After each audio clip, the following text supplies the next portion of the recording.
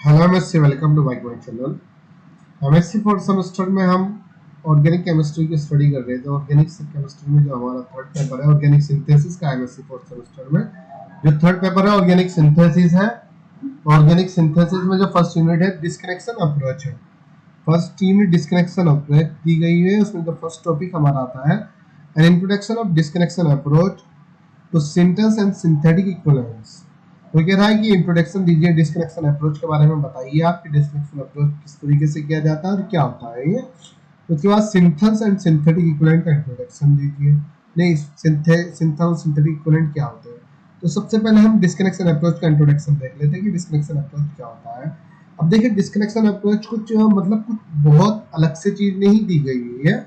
ये चीजें जो हम जैसे स्टार्टिंग में जैसे हम पढ़ते हुए आ रहे हैं ऑर्गेनिक केमिस्ट्री, हम क्या करते हैं किसी भी जब दो रिएक्टेंट आपस में रिएक्शन करते हैं, रिएक्शन करने के बाद वे कंपाउंड बना लेते हैं। रिएक्टेंट आपस में रिएक्शन करने के बाद कंपाउंड ही तो बनाते हैं।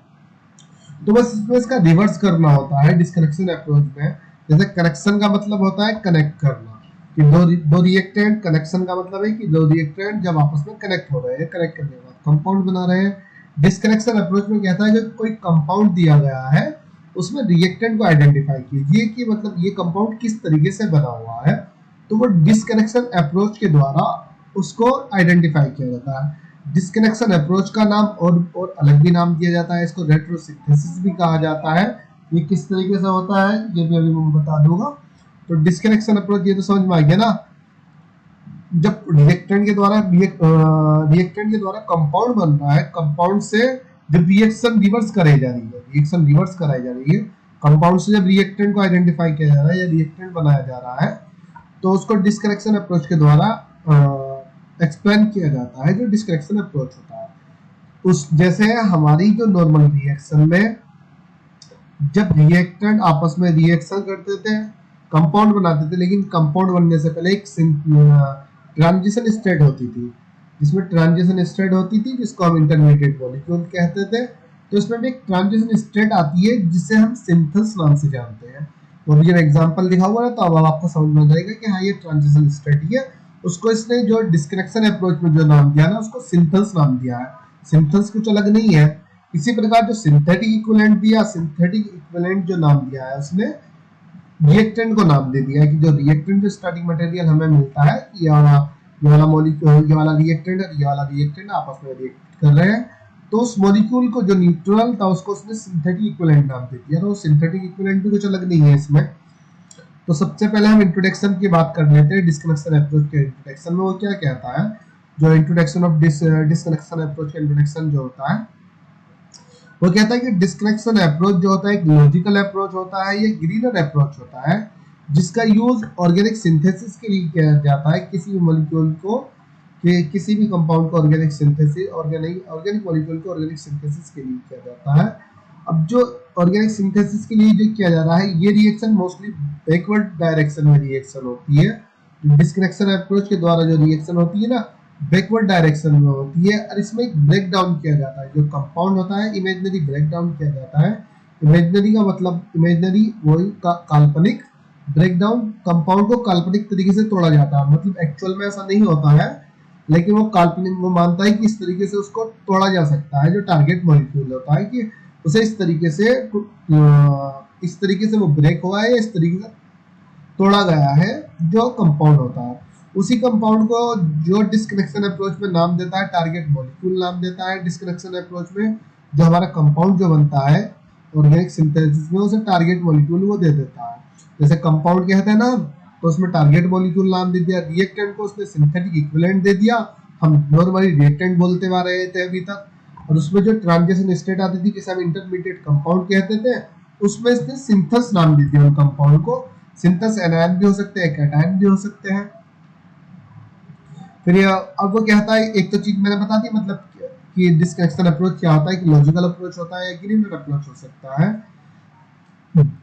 जो डिस्कनेक्शन अप्रोच होता है ऑर्गेनिक सिंथेसिस में इन्वॉल्व होता है। ऑर्गेनिक सिंथेसिस किया जाता है, इमेजिनरी इसका ब्रेकडाउन, किसी भी कंपाउंड का इमेजिनरी टारगेट मॉलिक्यूल कह सकते हैं या कंपाउंड कह सकते हैं, कंपाउंड का इमेजिनरी ब्रेकडाउन किया जाता है। इमेजिनरी काल्पनिक ब्रेकडाउन का, काल्पनिक उसको तोड़ा जाता है, लेकिन हम टारगेट मॉलिक्यूल का यूज करते हैं या कंपाउंड का यूज नहीं करेंगे हम। कंपाउंड नेम का यूज नहीं करेंगे, टारगेट मॉलिक्यूल बोलेंगे उसको। ये टारगेट मॉलिक्यूल है। क्योंकि हम डिस्कनेक्शन अप्रोच पढ़ रहे हैं तो कुछ नया तो पढ़ेंगे ना कि नया नाम क्या क्या नाम दिए गए हैं। तो अब जो कहता है कि जो डिस्कनेक्शन अप्रोच जो होता है, डिस्कनेक्शन अप्रोच एक क्या होती है, रिवर्स प्रोसेस होती है जो कंपाउंड से रिएक्टेंट की ओर चलती है। नॉर्मली जो हम पढ़ रहे थे अभी तक, जो पढ़ते आ रहे थे, क्या पढ़ते आ रहे थे, रिएक्टेंट के द्वारा ही कंपाउंड बनते हैं। रिवर्स रिएक्शन बहुत कमी से देखने को हमें मिलती थी, रिवर्सेबल रिएक्शन। तो इसमें रिवर्स रिएक्शन होगी और स्टेबल भी होती है। तो एंड डिस्कनेक्शन अप्रोच को रेट्रियो सिंथेसिस अप्रोच भी कहा जाता है, रेट्रियो सिंथेसिस एनालिसिस भी कहा जाता है, या सिंथेसिस बैकवर्ड रिएक्शन भी कहा जाता है कि सिंथेसिस बैकवर्ड रिएक्शन होती है। इसको रिवर्स सिंथेसिस रिएक्शन भी कहते हैं क्योंकि पीछे की साइड में होती है। अब वो कैसे होगी, एग्जांपल जब मैं दिखाऊंगा उससे आपको समझ में आ जाएगा। तो हम ये पहले थ्योरी पढ़ लेते हैं। Disconnection approach is a greener approach या logical approach for organic synthesis in which involve the imaginary breakdown of a target molecule। ये कह रहा है कि डिस्कनेक्शन अप्रोच एक ग्रीन अप्रोच या लॉजिकल अप्रोच होता है जिसमें ऑर्गेनिक सिंथेसिस किया जाता है और इमेजिनरी ब्रेकडाउन किया जाता है। किसी भी टारगेट मॉलिक्यूल का इमेजिनरी ब्रेकडाउन किया जाता है। But imaginary breakdown is called imaginary disconnection. वो कह रहा है कि जो इमेजिनरी ब्रेकडाउन होता है, ब्रेकडाउन मतलब तोड़ना, कंपाउंड जो होता है, जो टारगेट मॉलिक्यूल होता है उसको ब्रेकडाउन किया जाता है, उसको तोड़ा जाता है। इमेजिनरी जो ब्रेकडाउन होता है इसको इमेजिनरी डिस्कनेक्शन भी कहा जाता है। डिस्कनेक्शन का मतलब भी क्या होता है, डिस्कनेक्ट, कनेक्ट मतलब जुड़ना, डिस्कनेक्ट मतलब टूटना, कनेक्शन टूट जाना, डिस्कनेक्ट किसी भी चीज से टूटना। तो डिस्कनेक्शन मॉलिक्यूल, टारगेट मॉलिक्यूल को तोड़ना। तो क्या था कि इमेजिनरी डिस्कनेक्शन, इमेजिनरी ब्रेकडाउन को इमेजिनरी डिस्कनेक्शन भी कहा जाता है, या functional group interconversion, FGI, functional group interconversion भी कहा जाता है। कि क्योंकि जब कोई भी मॉलिक्यूल कंपाउंड जब ब्रेक डाउन होता है ना, तो ये तो फंक्शनल ग्रुप इंटर कन्वर्जन द्वारा होता है, ये इमेजिनरी डिस्कनेक्शन होता है, उस प्रोसेस को इमेजिनरी डिस्कनेक्शन कहते हैं या फंक्शनल ग्रुप इंटर कन्वर्जन कहते हैं, या डिस्कनेक्शन अप्रोच भी कह सकते हैं, या उसको रेट्रो सिंथेसिस रिएक्शन भी कहते हैं। रेट्रो सिंथेसिस रिएक्शन भी कहते हैं, या बैकवर्ड डायरेक्शन रिएक्शन भी कहते हैं, रिवर्स सिंथेसिस रिएक्शन भी कह सकते हैं। तो अलग अलग नाम दिए हुए हैं उसने, प्रोसेस सबका सेम लिखना होता है। बस फंक्शनल ग्रुप जो इंटर कन्वर्जन होगा इसको मैं अलग से भी पढ़ाऊंगा, इसमें कुछ चीजें ऐड कर लेता है जो हम नॉर्मली में नहीं दिखाते हैं।